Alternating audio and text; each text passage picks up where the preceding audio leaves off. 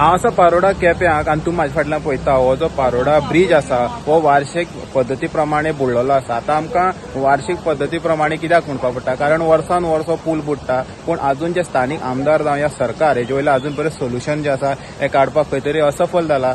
आनी आतां पळयात हो सगळो पूल बुडटा आनी हे पळयात हे सगळे लोकांक जे येवपी वचपी लोक आसात हे सगळे खंय तरी तांकां प्रॉब्लेम जाता। आतां पळयात इतलें बुडलेलें आसा, हांगा सगळो डेंजरस आसा, ते सायडीच्यान बॅरिकेड्स आसा, पूण हांगा पळयात हांगा एक सुद्दां बॅरिकेड ना आनी इवन पोलीस रावपाक जाय आसलेले, हांगा कोण दिसती पण ना।